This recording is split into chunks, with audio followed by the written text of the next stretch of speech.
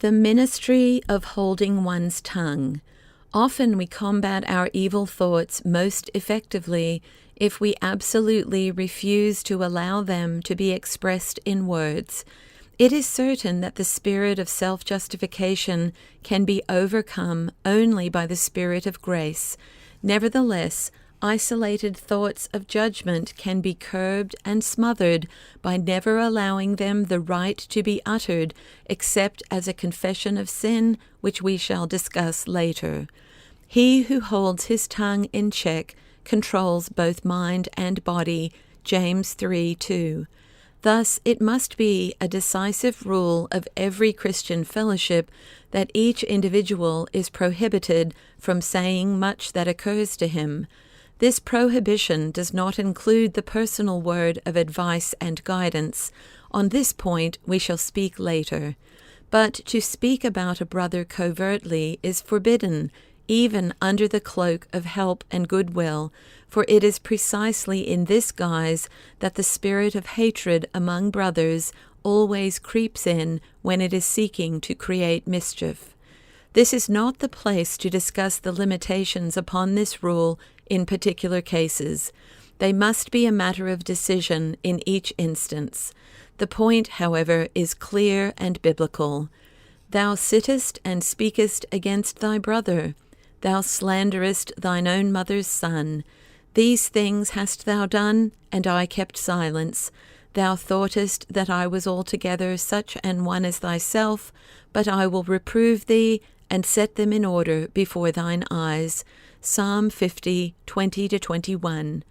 Speak not evil one of another, brethren.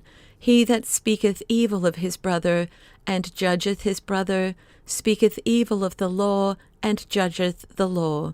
But if thou judge the law, thou art not a doer of the law, but a judge.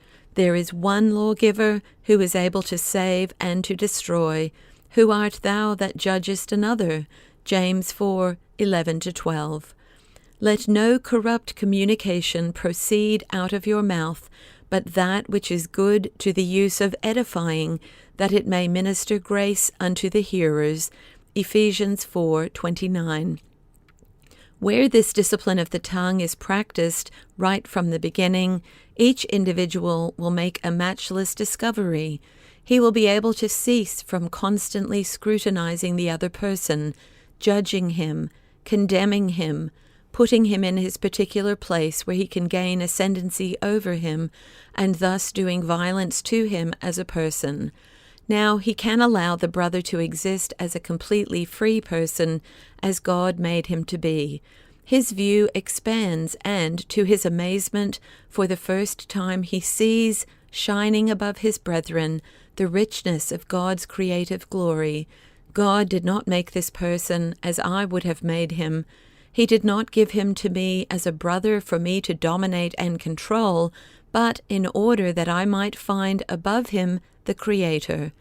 Now the other person, in the freedom with which he was created, becomes the occasion of joy, whereas before he was only a nuisance and an affliction. God does not will that I should fashion the other person according to the image that seems good to me, that is, in my own image. Rather, in his very freedom from me, God made this person in his image.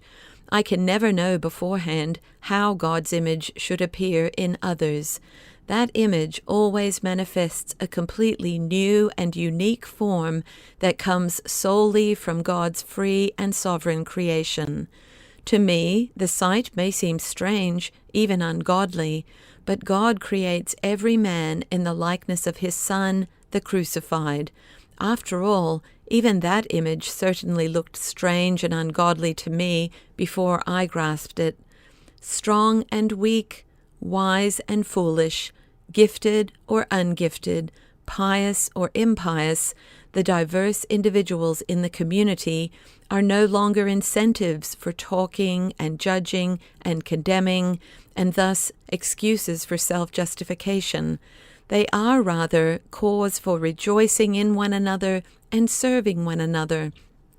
Each member of the community is given his particular place, But this is no longer the place in which he can most successfully assert himself, but the place where he can best perform his service. In a Christian community, everything depends upon whether each individual is an indispensable link in a chain. Only when even the smallest link is securely interlocked is the chain unbreakable. A community which allows unemployed members to exist within it will perish because of them. It will be well, therefore, if every member receives a definite task to perform for the community, that he may know in hours of doubt that he too is not useless and unusable. Every Christian community must realize that not only do the weak need the strong, but also that the strong cannot exist without the weak. The elimination of the weak is the death of fellowship.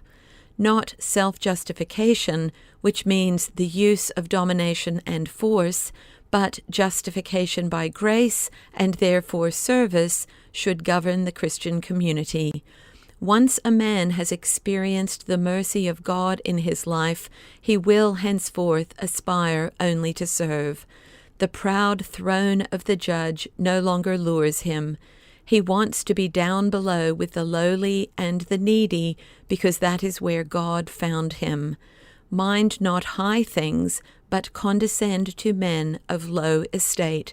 Romans 12:16.